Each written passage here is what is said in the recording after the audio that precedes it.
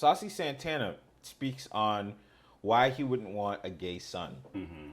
And he says that he doesn't want his child to go through some of the difficulties that he experienced in his life when he came out as a gay man. Right. What do you think about that? I agree with Santana wholeheartedly. I'm a fan of Santana because I do believe that he's living his truth and he's very authentic, and I think that makes people very uncomfortable.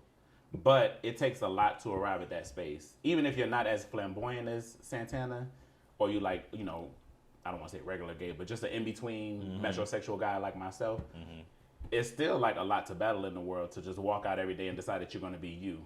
You know what I'm saying? You already a black man, and then you gay on top of that. It's like, it's a lot with prejudice and like people just being ignorant, or you being in certain spaces and feeling like, you know, I can't wear these jeans over there. These ain't my straight jeans. Like I call them, like they got to be a little baggy if I'm going to this hood, or you know what I'm saying? You got to be watching your back. So I have a gay nephew who came out when he was like 15. He's like 20 now, but I really take him under my wing and try to, like, you know what I'm saying, protect him. But he's like really out loud. So the new generation is kind of like, they don't really give a fuck. No, not at all. Not at all. Me, don't ask my age. Actually, I'm her age. But, you know, I come from a different era. You know what I'm saying? You got to be a little bit more eased into it. It's these one-liners. It really is. Like, where did you get that from? Nobody said anything. I'm wrong. Ask your mama, hey. See, that's why I like Sassy Drake. He's funny. Oh, right. You know, it's funny. Anyway, I agree with Santana. What y'all think?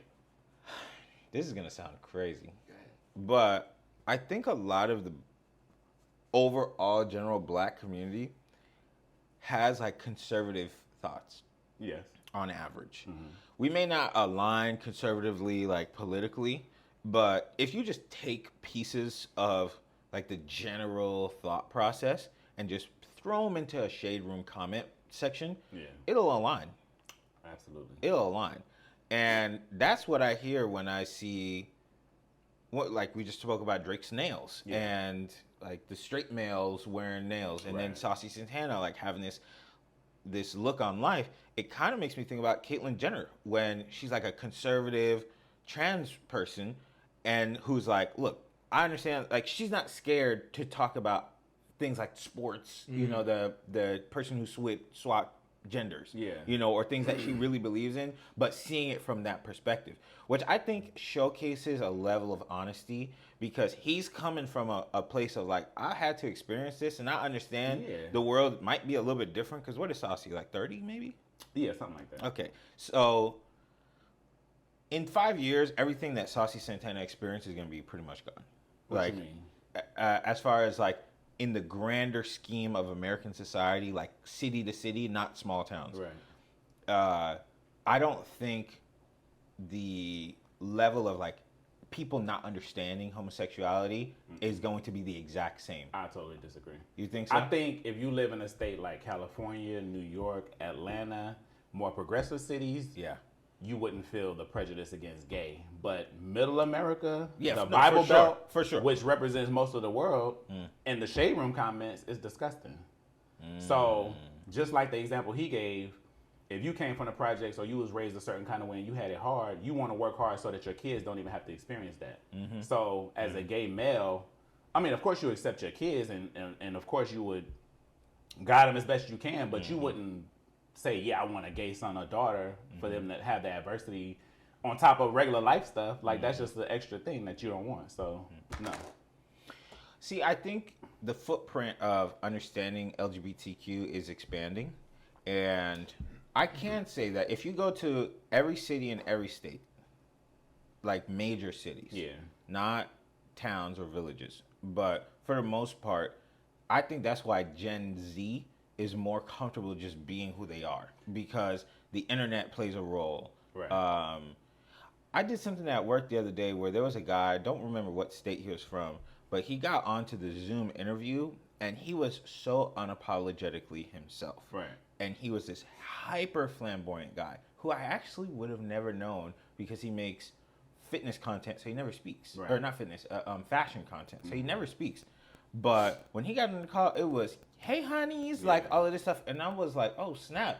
And I know at some point in time, somebody would have tried to hide that. Yeah. Like they would have got on the call, like trying to act, a certain kind of way, and he felt comfortable, and that made me say, like, I think Santana's experience is going to shrink to like certain parts where there's not as many population, but when you get there, it's gonna be hardcore. Like it's hardcore in the same sense, but in the cities, Los Angeles, San Francisco, San Diego, parts of Texas, parts of Florida, New York, Atlanta. It may not. His fear may not be as like scary.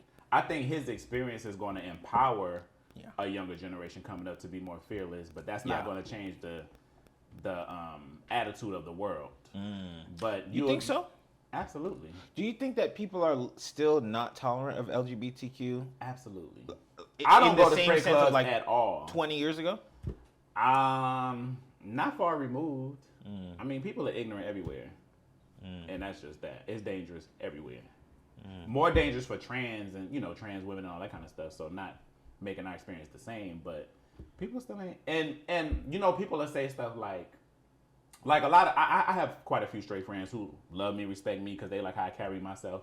And they'll make certain comments and be like, oh no, not you though. And I'm like, but you're still talking about the community as a whole. So you can't accept me and not accept everybody else. You know what I'm saying?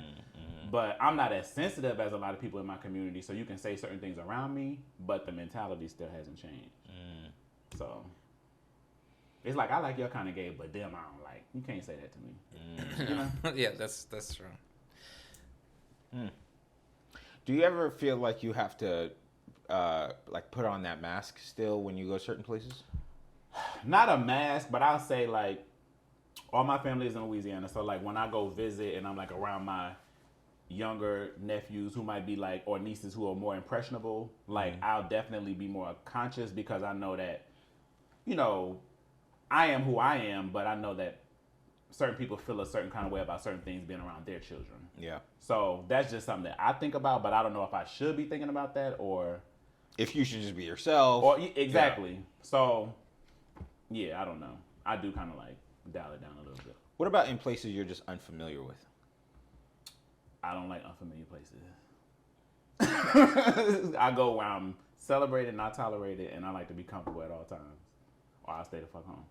But when you travel, let's say you go to like an Asian country, or if you're going overseas, them countries are way more conservative than America. So you definitely have to like, even in Dubai, I don't think you can like hold hands with a male and shit like that. You can get arrested. Really? They have a very low crime rate and they have like street cams everywhere from what I hear. And it's like, they'll find your hotel, they'll hold your passport when you get to the airport. If they see that you did something, peed in the street, violated something, did a gay act, it's like that. Yeah. Well, the world on average, especially outside the United States, because I think that there's an initiative in the United States there's an initiative of like communities trying to put themselves on the map and like normalizing things versus other countries. It's not all countries, but a lot of foreign countries, they're not as like accepting to that, I think about it in the black sense, like only in some parts of the country are you able to say something like, I didn't like that area because everybody was the same. Right. I was looking for diversity. Yeah. Imagine a country where like there's not black, white, Asian, this, that, and the third. Yeah. Everybody's gonna be the same. There's German, so like there's English. Exactly. But sometimes it's also they're a communist country. They don't even respect women. So now you're trying to be extra progressive and come out with your miniskirt. Exactly. Like, okay. Exactly. You're trying to get stoned. Exactly. No. That's why in the United States, I feel like you at least have space to have your agenda to be like, okay, look, even if we're not where we want to be right now, we can kind of put the message out and get to where we want to be, even if it's slow. Right. At least you're not going to get like, I don't know, like it's not going to be stonewalled by the government or something like that. They're going to try at the very least. Well, in Jamaica, they can't even eat pussy. The men, you know what I'm saying? So it's like, go ahead. Imagine the backlash of being how they say a bati boy and all of that. Like, we ain't got time for that. We in America. What you mean they can't eat pussy? Well, apparently, you never heard that? Yes, Americans, not Americans. Jamaican men don't eat pussy allegedly, but I know Jamaicans who gobbling it up. But they wouldn't say it out loud. That's a thing. Huh. Sodomy, you can go to jail for fucking a woman or a male in the ass, from what I hear in Jamaica. So it's a crime. It's a crime. A crime. Here's something I will say. I went to Singapore 3 weeks ago, and I asked about the whole like chewing gum and getting caned thing. I never heard of it. What's that? Okay, so chewing gum in Singapore is supposed to be illegal. It's illegal because it's like this beautiful, financially advanced, technologically advanced country, and if they realized that people were eating gum and like spitting it in the street, putting it in their furniture and stuff, and just making the whole place disgusting. So they were like, no more gum. And then there was this whole thing that people were explaining that if you eat gum in Singapore and or you potentially like spit it in the street or on the floor, somebody comes out and canes you. Like what kind of cane? Like the Apollo cane? Like just somebody out the blue, or on parole, or like it's like an officer. Yeah. They come out and they cane you. Oh wow. And so when I met the people in Singapore, I was like, "Is this real?" And they started giggling and laughing. They're like, "You can't eat gum in Singapore. You can't just throw it away or whatever." The cane thing is an exaggeration. Okay. Yeah.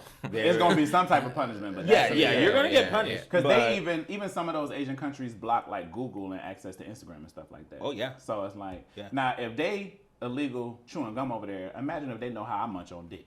You think they ain't gonna stone and cane my motherfucking ass? This will be more than a cane. Yeah, bitch, they gonna bop me in my motherfucking head. Like, you gotta be minding my business. They gonna